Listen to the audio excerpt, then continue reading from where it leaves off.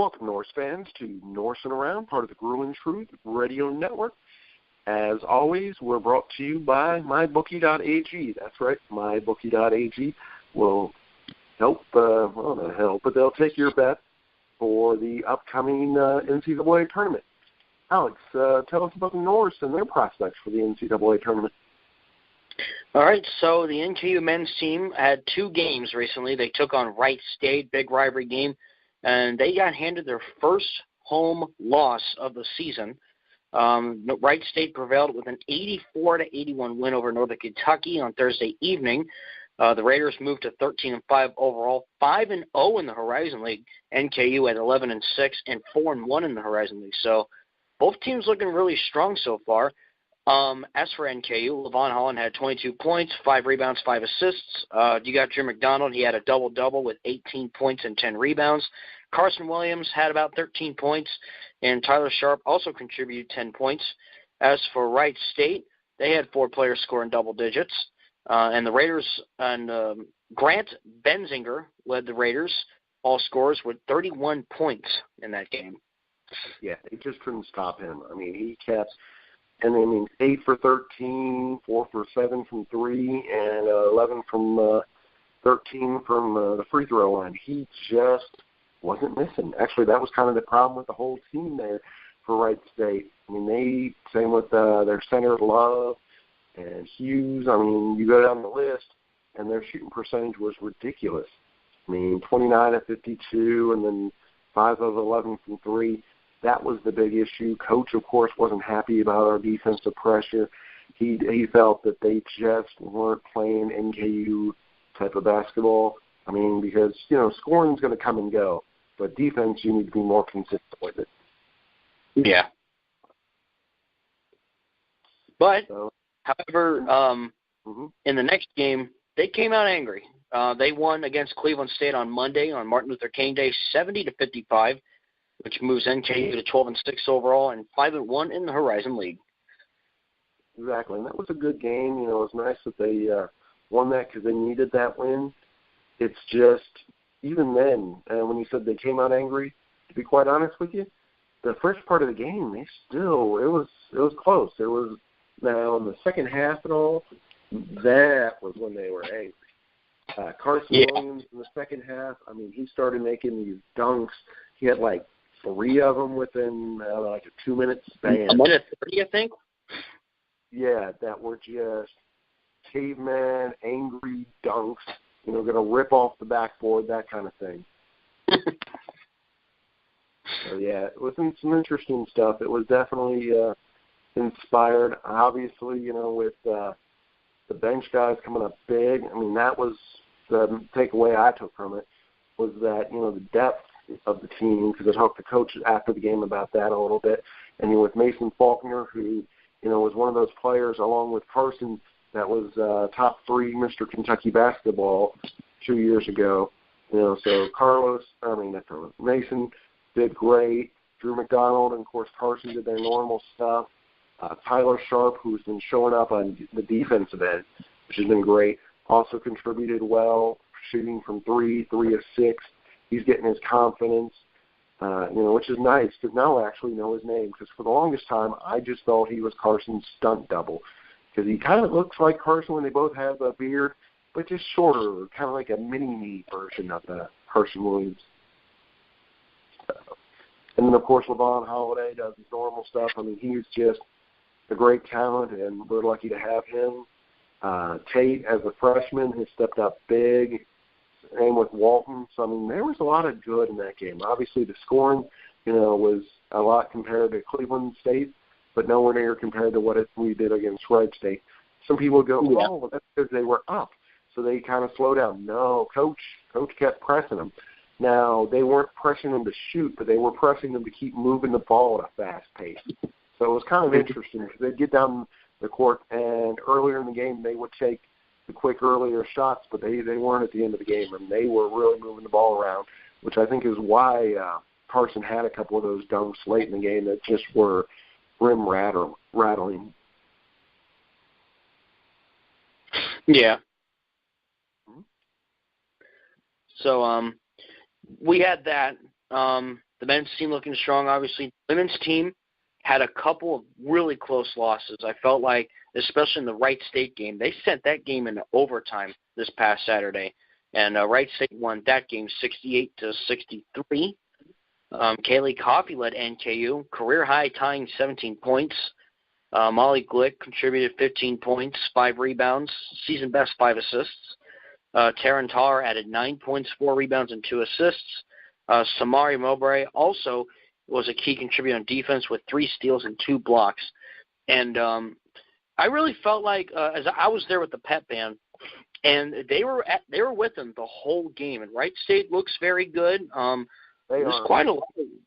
There's quite a lot of competitive. Played earlier in the year, and they were a solid program.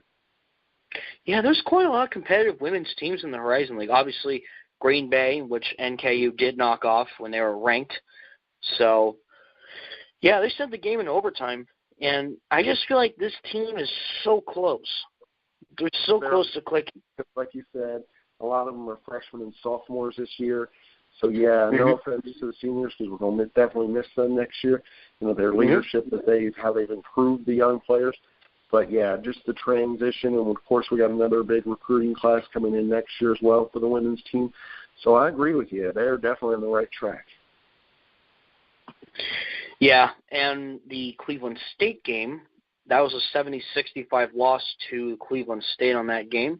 That was also back on Monday before the men's game took place. Cleveland State going to, Vikings improved to 12-6, 4-3 in the Horizon. NKU now at 4-13, 2-4 in the Horizon League. Grace White had a career high with 18 points, adding 6 rebounds.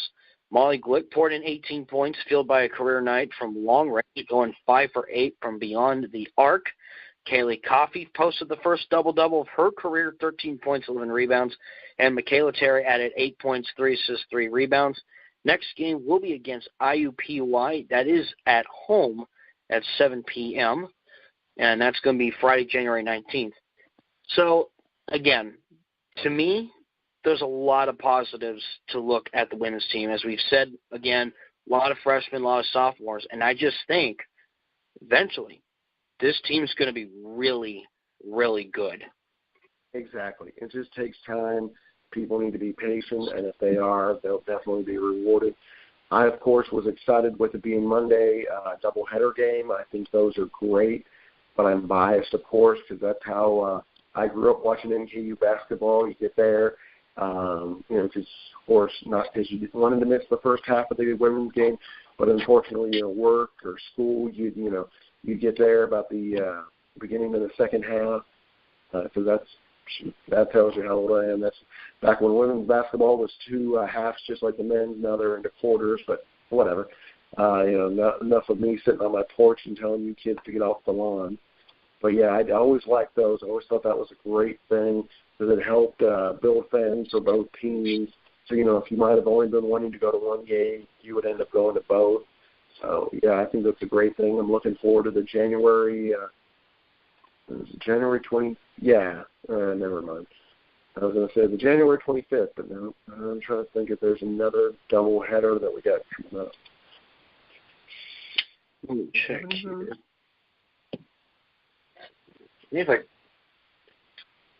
Because I know, I'll say it again, Friday, January 26th, the men's team is playing Oakland, and that's going to be on ESPNU. Yeah, so I got some good stuff coming up. Like the Wright State, at Wright State, the women play the Friday, the men play on the Saturday. So, back-to-back nights and all. But, yeah, it's not like that like Monday, which was great. Just the atmosphere and, of course, with the bad weather, had a lot of people that didn't show up. But on the other hand, you still had a lot of people show up for a Monday night with really bad weather. So that was impressive. Coach was happy. That's the type of things we want to see is that fan support. And it was cool because he acknowledges the importance of the fans. Yeah, and as for, you were talking about double headers, February 8th, February 10th, and February 15th, there are men and women's double headers. The 8th, the 10th, and the 15th. Yeah, the 8th, yeah, the 10th. Not the 15th, though, but, yeah, the 8th and the 10th. Correction, 19th, not 15th. Sorry, I read that wrong. But, yeah, on the 8th, it's 5 and 7:30. Women play Oakland, men play Milwaukee. On the 10th, on Saturday, 1 and 7 p.m. Women play Detroit, men play Green Bay. And then Monday the 19th, 5 and 7:30, both against Youngstown State. Okay, that works. So, yeah, definitely fans. I mean, you can't go wrong. Both games for $12, or, shoot, the women's games for $5. I think the men's are like 10 or 12 by themselves. So all kinds of good opportunities to see the Norse before the big tournaments coming up. Of course, the Little Sears up there in Detroit. And then after that, hopefully going to the big dance. So fans definitely should take the opportunity to enjoy the Norse while they can. Most certainly. Any final thoughts, Alex? Things are getting exciting. I think the women's team is only going to get better. The men's team, I'm sure they're going to fight back, and it's going to be interesting to see how both teams do as the season begins to narrow down. Exactly. So for the Growing Truth Radio Network, James Ernest and Alex Gray, part of Norsin Around, definitely keep attending the games, keep building that support. Like the Viking fella in the corner with his helmet and his flag. That's what we'd like to see. That little kitsch thing they're doing now, where we boo people who are wearing non-northern stuff. But fortunately, they're doing it in a classy way, because they're not, if you have an away fan that happens to show up like a Wright State or an Oakland, they're not booing those guys. They're just, ribbing the people that have the UK stuff on, or the people that have the UC or Xavier. So that kind of thing, which is, one of those things, once again, back to sitting on my porch. When I was in school, it always baffled me because no one had northern stuff. They always had all those other three schools, maybe Louisville, Notre Dame, and that kind of thing. And now, of course, there's so much Norse merch out there. The fans are more supportive because a little bit of both. A little bit because they do have access to the clothes, and a little bit because they're just taking more pride in it. So, folks, definitely keep turning in and keep supporting them there.